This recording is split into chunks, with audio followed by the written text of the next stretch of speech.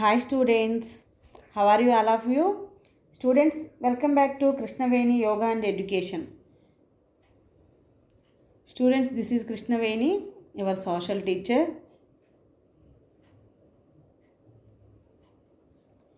Students మీకు కనుక నా వీడియోస్ నచ్చినట్లయితే ఛానల్ని సబ్స్క్రైబ్ చేసుకోండి. అదేవిధంగా బెల్ ఐకాన్ కనుక క్లిక్ చేశారనుకోండి మీకు ఎప్పటికప్పుడు నోటిఫికేషన్స్ వస్తాయి నేను వీడియో పెట్టగానే.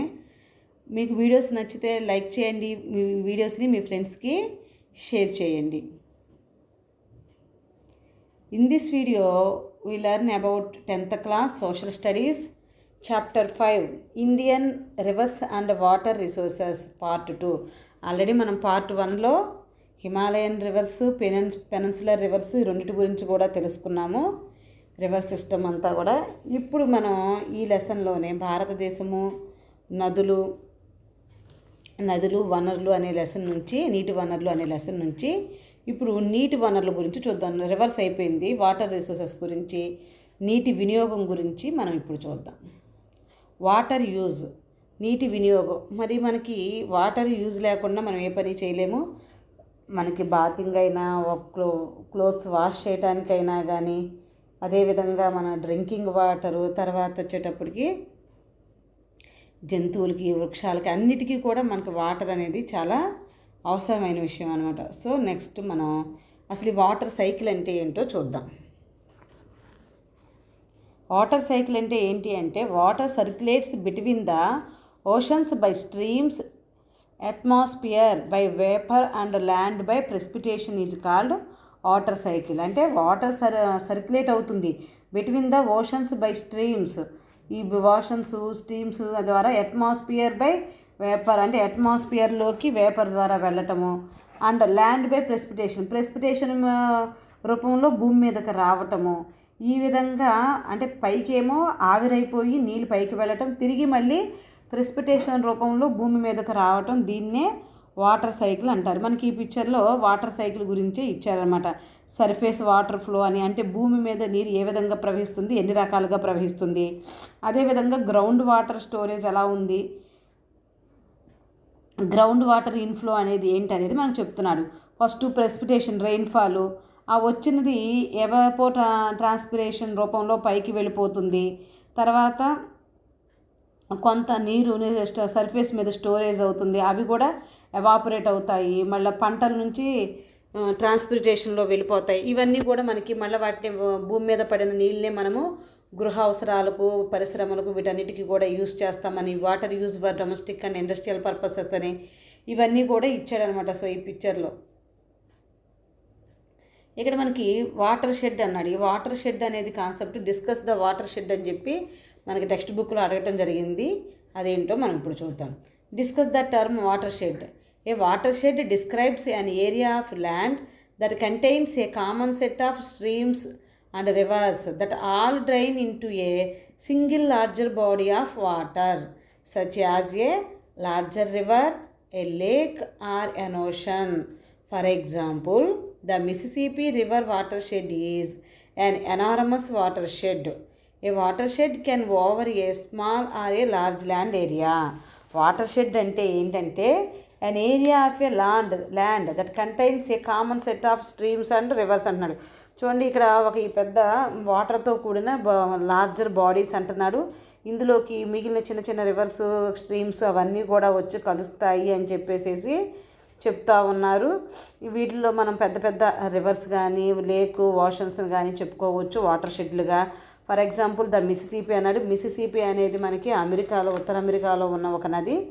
సో ఇవన్నీ కూడా పెద్ద పెద్ద వాటర్ షెడ్కి, పెద్ద వాటర్ షెడ్కి ఉదాహరణ అంటున్నాడు. ఈ వాటర్ షెడ్ అనేది small or large land area cover చేస్తుంది అనమాట. ఎక్కువ భూమిని లేదా తక్కువ భూమిని, ఈ ల్యాండ్ని కవర్ చేసి, వాటర్తో కవర్ చేసే ప్రాంతాన్ని వాటర్ షెడ్ అని అంటారు. Now let us explore the idea of a water budget as it would apply to a small or large region such as a village or a district.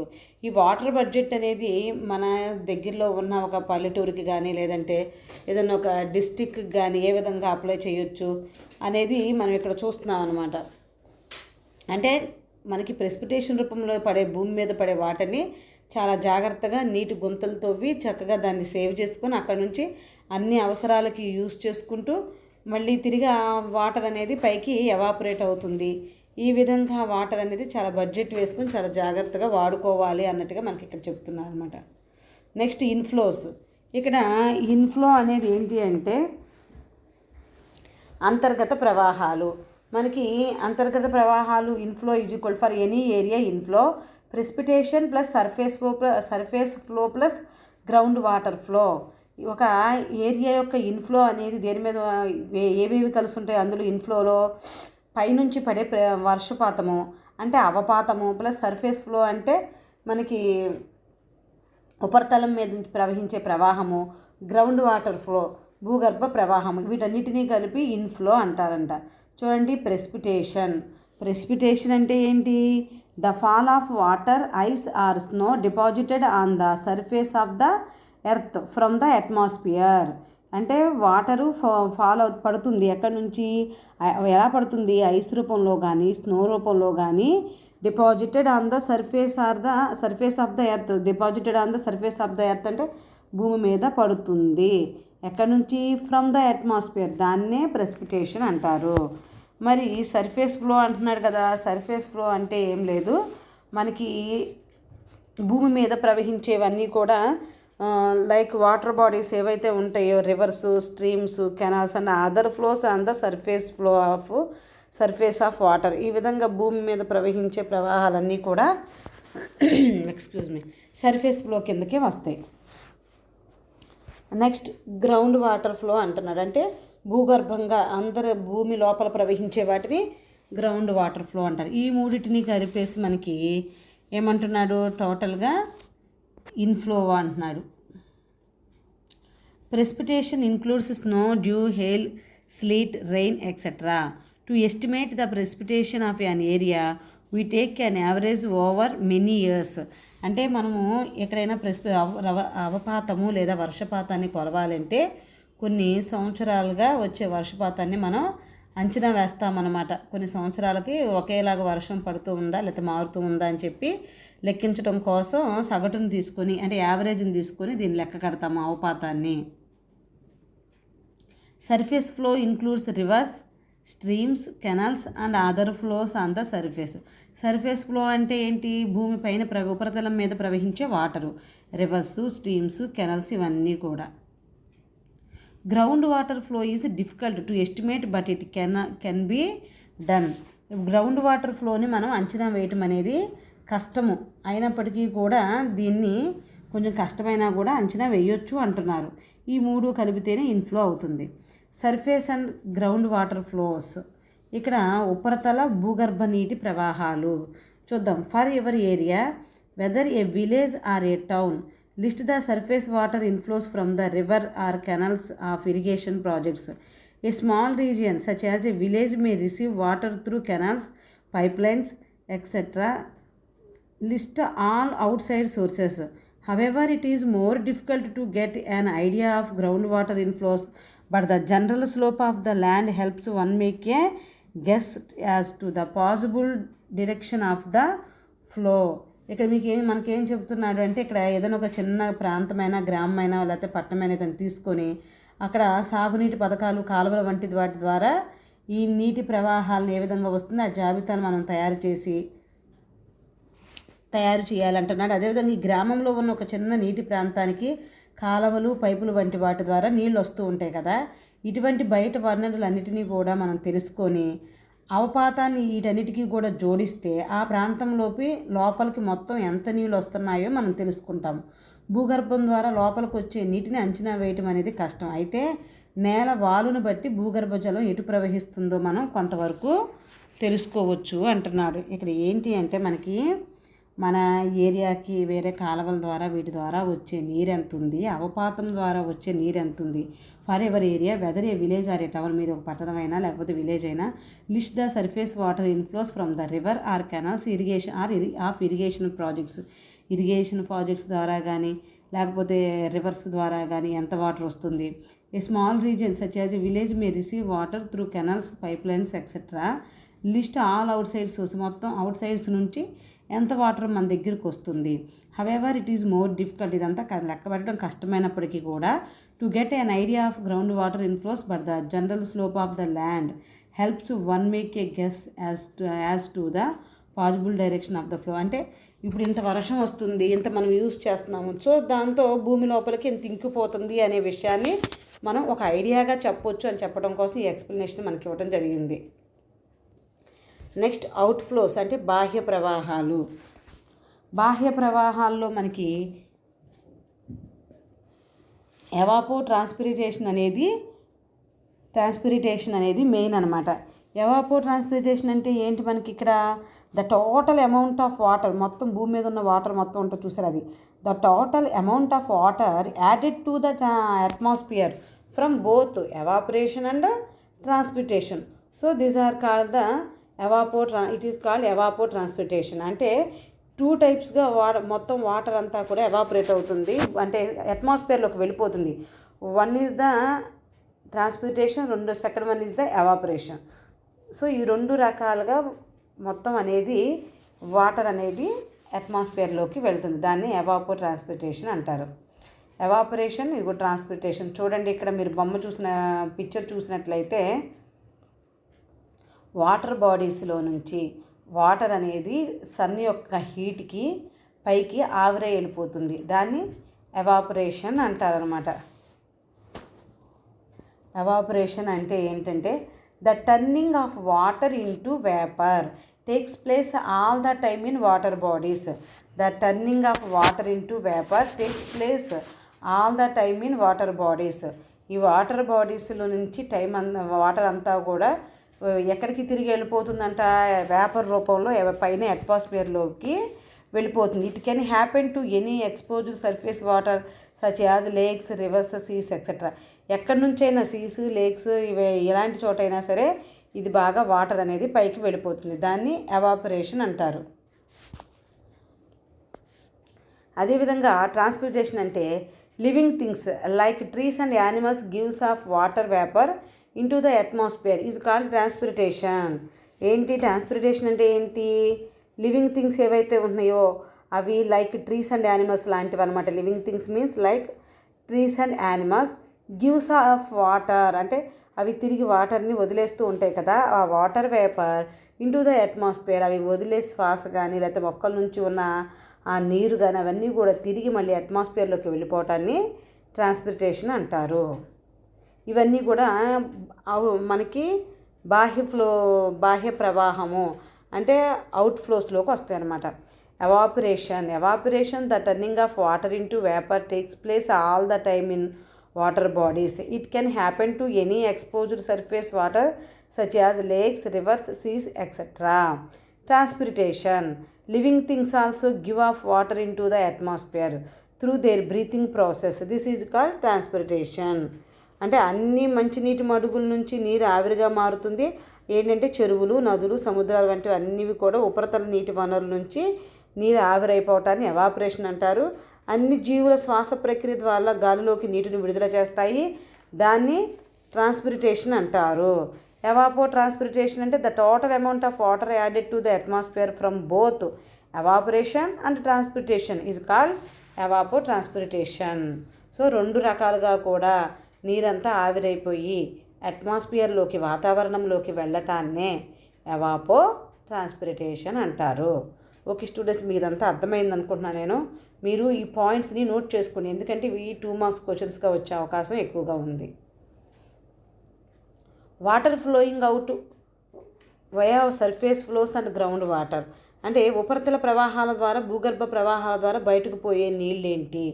Water flowing out via surface flows ఉపరితల ప్రవాహాల ద్వారా, అదేవిధంగా ground water ద్వారా బయటికి నీళ్ళు ఏ విధంగా ప్రవహిస్తాయి, బయటకు పోతాయి అంటున్నాడు. చూడండి, imagine a region such as a village. ఒక విలేజ్ని మనం ఒక గ్రామం ఊహించుకుంటే some amount of water would flow out of the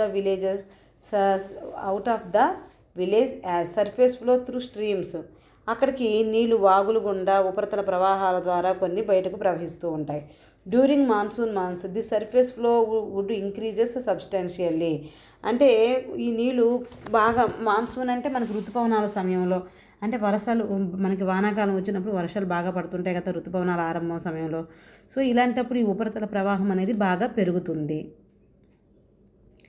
A portion of the rainfall percolates into the soil and travels to the underground strata and recharges the aquifers.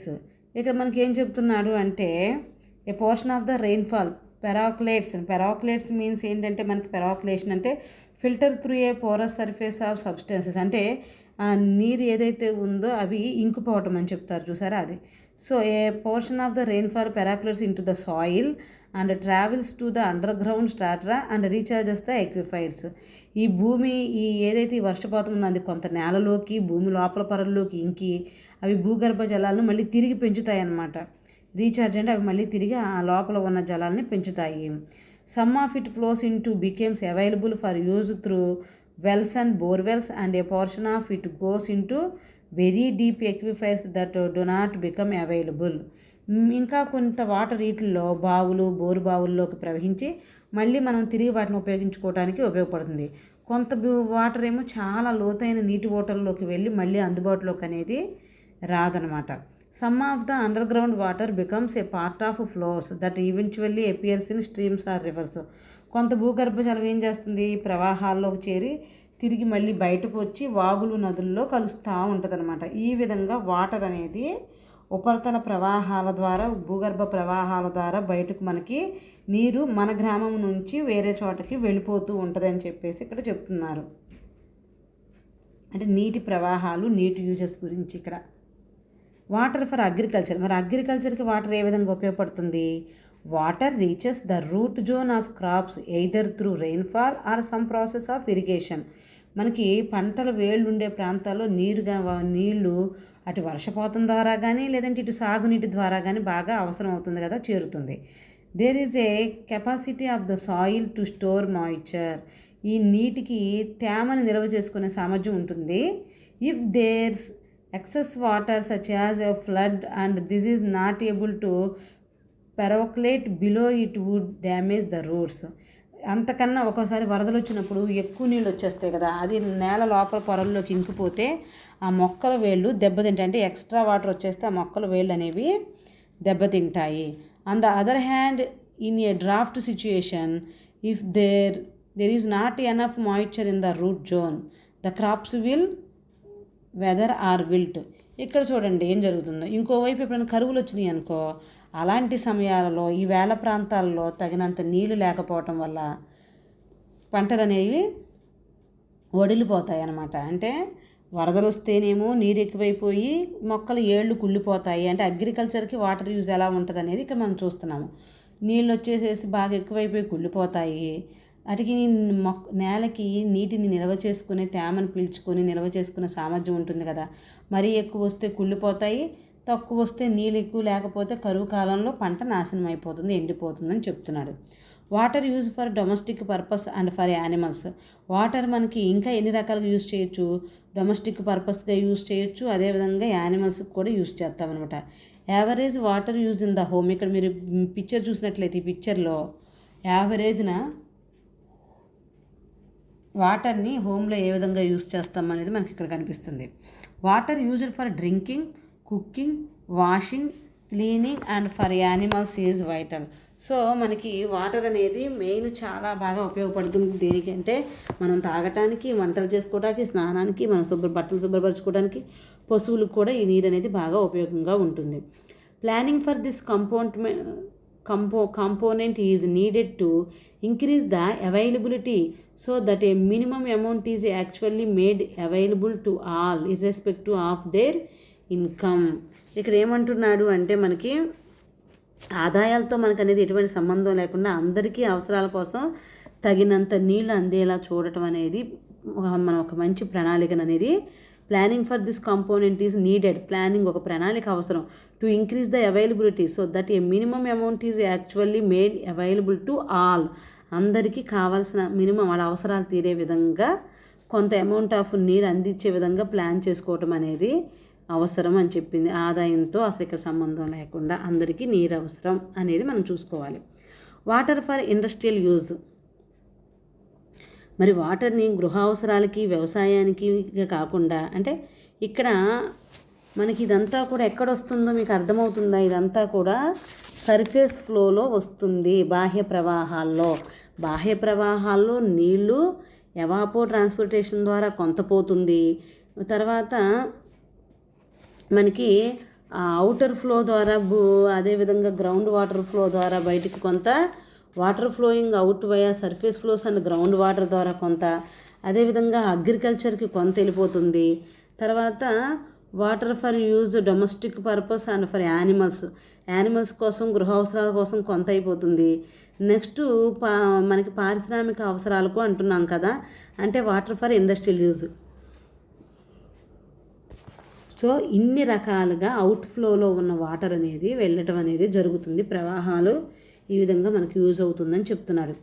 Water is required for manufacturing process and this demand often competes with domestic and agriculture uses. ఇక్కడ మనకి ఉత్పత్తి ప్రక్రియల్లో కూడా మనకి నీళ్ళు అవసరం అవుతాయి. అయితే వ్యవసాయానికి గృహ వసతి అవసరాలకు మధ్య ఇక్కడ డిఫరెన్స్ అనేది ఉంటుంది అని చెప్తున్నాడు. డిమాండ్ అనేది this needs to be taken in to account as this conflict is on the increase. ఈ రెండింటి మధ్య ఉన్న ఈ వైరుధ్యం అనేది పెరుగుతుంది కాబట్టి దీనిని పరిగణలోనికి తీసుకోవాలి. పారిశ్రామిక అవసరాల కోసం నీటి వినియోగంలో కాలుష్యం నివారణ, నీటిని తిరిగి వినియోగించుకోవటం అన్నవి ముఖ్యమైన సవాళ్ళు అంటున్నారు. అంటే the challenges are facing industrial use or recycling of water and control of pollution. ఇక్కడ కంపెనీల్లో వాడే వాటర్ ఏంటంటే పొల్యూట్ అయిపోతాయి. సో అక్కడ మనకి పొల్యూషన్ పెరుగుతుంది. అదేవిధంగా వాటర్ని తిరిగి మళ్ళీ యూజ్ చేసుకోవాలి. రీసైక్లింగ్ ఆఫ్ వాటర్, నీటి తిరిగి వినియోగము, అదేవిధంగా ఇక్కడ పొల్యూషన్ కంట్రోల్ చేయటం, అంటే మనకి కాలుష్యాన్ని నివారణ చేయటం. ఈ రెండు అనేవి ముఖ్యమైన ఛాలెంజెస్గా తీసుకొని వాటర్ యూజెస్ అనేది చూడాలన్నమాట. ఇన్ని రకాలుగా మనం వాటర్ యూజెస్ అనేది చేస్తున్నాము. చూడండి, what is available to a region or a village does not only depend on the inflows but also what is already available as stock that we use. ఇక్కడ ఏం చెప్తున్నాడు, ఇక్కడ మనకి ఒక ప్రాంతంలోనే కానీ ఒక గ్రామాల్లో కానీ అందుబాటులో ఉండే నీళ్లు లోపలికి ప్రవహించే నీటి మీదే కాకుండా, అక్కడ అందుబాటులో ఉన్న నీళ్లు భూమి లోపలకు ప్రవహించే నీటి మీదే కాకుండా మనం వాడుకుంటున్న నిల్వల మీద కూడా ఆధారపడి ఉంటుంది. మనం ఎక్కువ వాడేసేసాం అనుకోండి, సో అక్కడ నిల్వ అనేది తగ్గిపోతుంది. మనం తక్కువ వాడామనుకోండి, నిల్వ అనేది కొంచెం ఉంటుంది. సో ఆ నిల్వ ఉంటేనే మనకు ఆ భూగర్భంలోకి వెళ్ళి నీళ్ళు మనము పంటలకి అవి ఉపయోగించుకోవడానికి ఉంటుంది. అలా కాకుండా బోరు బావులు కానీ అవి వేసేసి ఎక్కువ నీటిని బాగా లాగేసుకున్నారనుకోండి కొన్ని పొలాల్లో, సో మిగిలిన వాళ్ళకి నీరు అందే అవకాశం అనేది ఉండదన్నమాట. అంటే అంతర్భూజలాల నిల్వలు కూడా మనకి పూర్తిగా బోరు బావుల ద్వారా తగ్గిపోతాయని చెప్పుకోవచ్చు. We often have to keep this distinction between stock and flow clear in our analysis. So ఈ విధంగా మన విశ్లేషణలో ప్రవాహము నిల్వల మధ్య ఉన్న తేడాలు మనం స్పష్టంగా తెలుసుకోవాలి. మనకి అనుకుంటాం ఉంటాయి బాగానే నీరంతా ప్రవహిస్తుందని, కానీ చాలా నీరు ఇలా రకరకాలుగా మనకి ఖర్చు అయిపోతే ఇంకెంత మిగులుతుంది ఏంటి, ఆ నిల్వలు అనేది మనం వాడుకుంటున్న దాన్ని బట్టే ఆధారపడి ఉంటుంది అని చెప్పేసి మనకి వాటర్ ఫ్లో గురించి తెలుసుకుందాం. నెక్స్ట్ మనము తుంగభద్ర నది యొక్క ప్రవాహంలో ఉన్న నీరు అని చెప్పేసి water use in the Tungabhadra river basin, water use in the Tungabhadra basin. అక్కడ తుంగభద్ర నది సరౌండింగ్స్ ప్రాంతంలో ఆ నీటిని, ఆ తుంగభద్ర నది పరివాహక ప్రాంతంలో ఆ నీటిని వాళ్ళు జనాలు, అక్కడ ఉన్న ప్రజలు ఏ విధంగా వాడుకుంటున్నారు అనేది మనము నెక్స్ట్ వీడియోలో చూద్దాము. ఓకే స్టూడెంట్స్, మరి థ్యాంక్ యూ, బాయ్.